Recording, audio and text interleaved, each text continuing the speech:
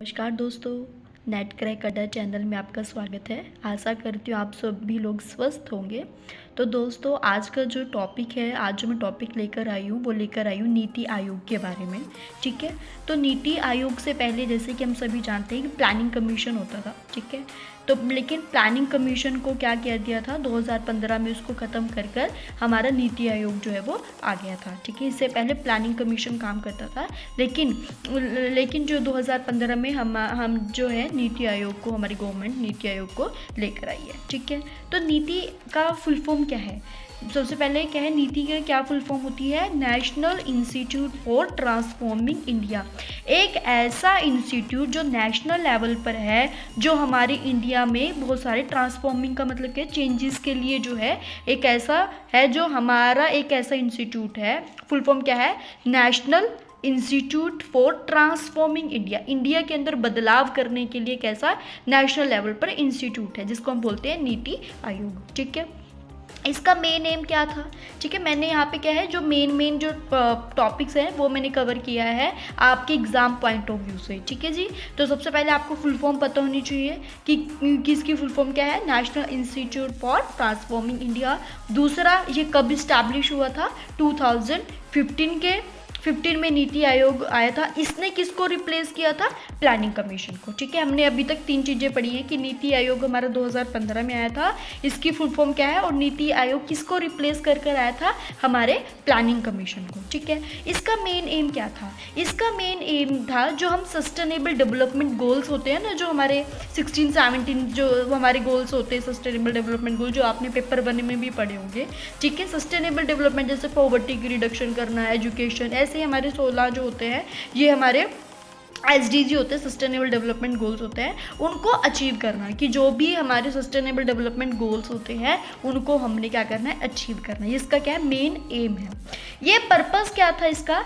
Setup research centre. ठीक है, इसको जब सेटअप किया था, ये सेटअप है as a research centre. Research centre होता है कि जो रिसर्च करता रहता है कि हमें विलेज लेवल तक अपने विलेजेस को भी कैसे डेवलप करना है, उनकी इम्प्रूवमेंट हो, जो विलेज में जो लोग रह रहे हैं उनका भी स्टैंडर्ड ऑफ लिविंग इंक्रीज हो। मतलब कि एक बड़े लेवल से लेकर छोटे लेवल तक जो है हमारा नीति आयोग देखता है। एक है आर्टिफिशियल इंटेलिजेंस, जैसा कि हमें पता है अब AI का कितना बड़ा रोल है। तो वो जो AI है, जो इंटरनेट हो गया, हमारी ये सारे ई-कॉमर्स हो गए, सारे चीज़ें के ऊपर ध्यान देना। ठीक है, अगला continuously assess changing nature of jobs, कि हमें क्या करना है, कंटिन्यूसली हमारे जो जॉब्स हैं उनके अंदर चेंजेस लेकर आने हैं। ठीक है, देखो अब हम कुछ टाइम से देख रहे हैं कि हमारे जॉब्स के अंदर कितना चेंजेस आ चुके हैं। ठीक है, जो गवर्नमेंट ऑफिस जो बिल्कुल ही ऑफलाइन थे, लेकिन अगर हम आज देखें तो वो टोटली जो है ऑनलाइन हो गए हैं। ठीक है, तो मतलब ऐसे ही टाइमली क्या करना है, जॉब्स के अंदर चेंजेस लेकर आने हैं। इवन के स्टेट लेवल पे हो, डिस्ट्रिक्ट लेवल पे हो, विलेज लेवल पे हो, उनकी डेवलपमेंट का काम किसका है? नीति आयोग का। ठीक है, इसको हम, it is also known as a think tank. Think tank का मतलब क्या होता है? Centre plus state. Centre government और स्टेट गवर्नमेंट दोनों मिलकर इसके बारे में सोचती है। ठीक है जी, समझ में आ गया? नीति आयोग की फुल फॉर्म हमने पढ़ ली है, इसका क्या मेन एम है, क्या पर्पस है, और इसको थिंक टैंक के नाम से भी जाना जाता है। थिंक टैंक का मतलब होता है सेंटर प्लस स्टेट, मतलब कि सेंटर गवर्नमेंट और स्टेट गवर्नमेंट जो है आपस में मिलकर इसके बारे में चर्चा करती है। ठीक है, अब इसके मेन जो है ये आपने अच्छे से लिखना है। नेक्स्ट इज चेयरपर्सन कौन है नीति आयोग का? हमारे जैसे कि जो भी हमारे PM होंगे, जैसे कि फिलहाल नरेंद्र मोदी जी हैं। ठीक है, तो हमारे चेयरपर्सन कौन है नीति आयोग के? PM। जो भी PM होंगे वो हमारे क्या है, नीति आयोग के चेयरपर्सन, जैसे कि अब नरेंद्र मोदी। वाइस चेयरपर्सन कौन होगा? वाइस चेयरपर्सन वो पर्सन होगा जो प्राइम मिनिस्टर ही उसको सिलेक्ट करेगा, और अभी के लिए कौन है? राजीव कुमार। ठीक है, नीति आयोग के चेयरपर्सन कौन है? Vice chairperson. अगर खाली चेयरपर्सन की बात करें तो नरेंद्र मोदी जी हैं, और वाइस चेयरपर्सन की बात करें तो कौन है? राजीव कुमार। और गवर्निंग काउंसिल कौन है? गवर्निंग काउंसिल होते हैं मतलब कि जो अपने अपने स्टेट लेवल पे के बारे में अब गवर्न करेंगे। ठीक है, वो कौन होंगे? जितने भी हमारे CM होंगे, जितने भी स्टेट के होंगे, जैसे हरियाणा से है ना, राजस्थान से, UP से, हिमाचल से, बल्कि स्टेट वाइज जितने भी सीएम होंगे वो सभी गवर्निंग काउंसिल होंगे। और सीईओ कौन है हमारे नीति आयोग का? अमिताभ कांत। ठीक है, अमिताभ कांत जी हमारे सीईओ है नीति आयोग के। ये आपने 4 पॉइंट्स अच्छे से अपनी नोटबुक में इसको लिख लेना है, इसको अच्छे से इसको लिखना है और अच्छे से इसको रिवाइज करना है, इसमें से क्वेश्चन बन सकते हैं। ठीक है, तो नीति आयोग का जो कंसेप्ट है बहुत ज़्यादा इंपॉर्टेंट है, तो आपने इसको अच्छे से बहुत ही अच्छे ढंग से इसको लिखना है। ठीक है, आई थिंक आपको ये क्लियर हो गए होंगे। ठीक है, आपको 1-2 बार आप इसको रिवाइज करोगे तो हो जाएगा। ठीक है जी, कि नीति आयोग जो है इसके 2 हब हैं। ठीक है, 2 स्ट्रॉन्ग पिलर जिसे हम बोलते हैं, बल्कि हब हैं। एक है टीम इंडिया हब, एक है नॉलेज एंड इनोवेशन हब। ठीक है, क्या है? 2 हब है नीति आयोग के, 2 हब हैं या फिर 2 स्ट्रॉन्ग पिलर है जिसके ऊपर ये टिका हुआ है।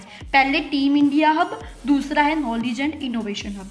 टीम इंडिया हब का मतलब क्या है? जहाँ पे सेंटर और स्टेट दोनों मिलकर एक टीम की तरह काम करती हैं। ठीक है, जहाँ पे सेंटर गवर्नमेंट और हमारी स्टेट गवर्नमेंट एक टीम की तरह काम करती है, मिलजुल कर काम करती है। ठीक है, next is knowledge and innovation hub. Knowledge and innovation hub का मतलब ये है कि यहाँ पे ऐसा प्लान किया जाता है, ठीक है, ऐसे डाटा कलेक्ट किए जाते हैं जिसकी वजह से हम क्या कर सके, उन डाटा के थ्रू हमें नेसेसरी जो इम्पोर्टेंट इनपुट है वो मिल सके, ताकि सेंटर और स्टेट उसके बारे में डिस्कस कर सके। सपोज कोई हमें एक स्टेट है, ठीक है, मान लो हरियाणा है, हरियाणा की एक स्टेट से कोई एक हमने जिला लिया, उस जिले में एक गांव है, मान लो कोई भी गांव है, अगर उसमें कोई भी प्रॉब्लम है तो इसमें क्या है कि एक ऐसा उससे एक ऐसा डाटा क्रिएट करेगी जो हमें बहुत ही इम्पोर्टेंट नेसेसरी, बहुत ही ज़रूरी जो इंफॉर्मेशन है, इनपुट जो है वो देगी, ताकि हम उसके बारे में चर्चा कर सके। कौन? सेंटर प्लस स्टेट दोनों। ठीक है जी, अब मैं डिस्कस करती हूँ ऑब्जेक्टिव्स ऑफ नीति आयोग कि हम नीति आयोग को क्यों लेकर आए, इसके पीछे क्या उद्देश्य था। ठीक है, हमारी गवर्नमेंट का क्या उद्देश्य था इसको लेके आने का। सबसे पहले था कोऑपरेटिव फेडरलिज्म। कोऑपरेटिव फेडरलिज्म का मतलब होता है कि स्टेट गवर्नमेंट और हमारी सेंटर गवर्नमेंट दोनों आपस में मिल सके, जो भी हम एक छोटे लेवल पे जो भी प्रॉब्लम्स हैं उनके बारे में डिस्कस कर सके, उसके बारे में रिसर्च कर सकें। ठीक है, क्योंकि हमारा मेन मकसद क्या है कि हमारे देश का हर एक छोटा गांव भी डेवलप होना चाहिए। ठीक है, next is formulation of plan at village level, कि हमें एक विलेज लेवल तक प्लानिंग जो है वो करनी है। एक विलेज लेवल मतलब एक छोटे लेवल तक हमने उसको डेवलप करने के बारे में सोचना है। नेक्स्ट इज इनोवेशन और इम्प्रूवमेंट, क्या करना है, हमें नई चीज़ें इनोवेट करनी है और कोई चीज़ है उसको और कैसे बेहतर करना है, उसकी इम्प्रूवमेंट के ऊपर भी हमने ध्यान देना है। पार्टिसिपेशन विद थिंक टैंक, ठीक है जी, रिसर्च ऑन गुड गवर्नेंस।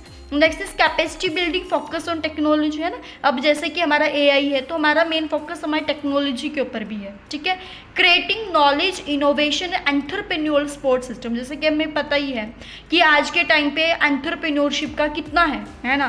तो मतलब कि क्या है कि हर एक हमारी गवर्नमेंट भी चाहती है कि हम खुद अपना एक बिजनेस, एक नया चीज़ जो है डेवलप करें, है ना। एक हमारा एंटरप्रेन्योर एक माइंड होना चाहिए। ठीक है, ये सब चीज़ें क्या है, ऑब्जेक्टिव्स हैं हमारे नीति आयोग की। ठीक है, next is NITI Aayog has 3 wings. ठीक है, वैसे 2 पंख है लेकिन नीति आयोग के कितने पंख होते हैं? 3 पंख होते हैं, 3 विंग्स।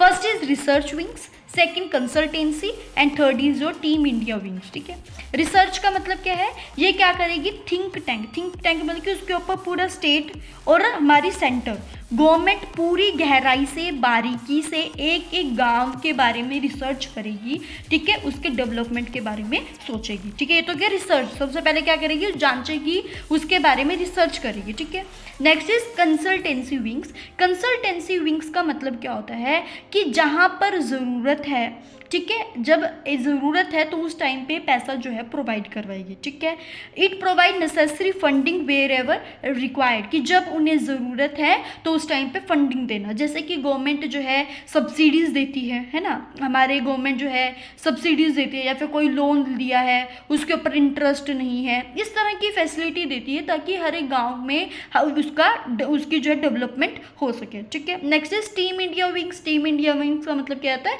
जहाँ पे सेंटर और स्टेट दोनों मिलकर जो है वो काम करें। यहाँ पर वो दोनों सोच रहे हैं। यहाँ पे कंसल्टेंसी का मतलब क्या है, ऐसी नई सब्सिडीज लेकर आनी है जब उनको फंडिंग्स की जरूरत है, बेसिकली उनको फंडिंग्स देना। टीम इंडिया हब क्या है, जहाँ पे सेंटर और स्टेट दोनों आपस में मिलकर अब जो उन्होंने सोचा है उसके ऊपर काम करेंगे। ठीक है, देखो इसमें जो काम चलते हैं ना वो 3 तरीके से चलता है, विजन, स्ट्रैटेजी और एक्शन प्लान। क्या है? विजन, स्ट्रैटेजी और एक्शन प्लान। ठीक है, VSA। क्या है? VSA। विजन कितने साल का बनाते हैं हम? 15 साल का। ठीक है, जैसे मान लो नीति आयोग का है तो उसका विजन कितने साल का रहेगा? 15 साल का। ठीक है, और स्ट्रैटेजी जो होगी वो कितने साल की रहेगी? 7 साल की। ठीक है, और एक्शन प्लान 3 साल के लिए। ये आपने याद रखना। ठीक है, ये याद रखना है आपने। नीति आयोग जो है वो 3 तरीके से काम करती है, विजन, स्ट्रैटेजी और एक्शन प्लान। विजन जो होता है वो 15 साल के लिए होता है, स्ट्रैटेजी 7 साल तक के लिए बनाएंगे और एक्शन प्लान हमारा कितने साल का चलेगा? 3 साल तक का। ठीक है, ये सभी हमारा किसका टॉपिक है? नीति आयोग का। ठीक है, तो बिजनेस एनवायरनमेंट में हमारा नीति आयोग रह गया है। ठीक है, नेक्स्ट वीडियो जो मैं लेकर आऊँगी वो मैं प्लानिंग कमीशन और नीति आयोग में क्या डिफरेंस है उसके बारे में बताऊँगी, ताकि आपको प्लानिंग कमीशन के बारे में भी थोड़ा सा पता लगे। ठीक है, तो मैं जो नेक्स्ट वीडियो लेकर आऊंगी वो डिफरेंस लेकर आऊंगी प्लानिंग और नीति आयोग में। ठीक है, इसके बाद सिर्फ मेरा एक टॉपिक रहता है कंपटीशन वाला। ठीक है, कंपटीशन एक्ट जो था हमारा, कंपटीशन एक्ट 2002, वो वाली मैं नेक्स्ट वीडियो लेकर आऊंगी। ठीक है, इसके बाद तो हम प्लानिंग कमीशन और नीति आयोग का डिफरेंस पढ़ेंगे। उसके बाद सिर्फ हमारी बिजनेस एनवायरनमेंट में लास्ट टॉपिक रहता है कंपटीशन वाला। ठीक है, कंपटीशन एक्ट को खत्म करके फिर हम अपनी इंटरनेशनल बिजनेस जो है वो स्टार्ट करेंगे। ठीक है दोस्तों, आज के लिए इतना ही। अगर कोई डाउट है तो आप मेरे को कमेंट कर सकते हैं, कोई पॉइंट नहीं समझ में आए तो आप मेरे को कमेंट कर सकते हैं। वीडियो अच्छी लगे तो मेरे चैनल को सब्सक्राइब करना, वीडियो को लाइक करना। जय हिंद, जय भारत।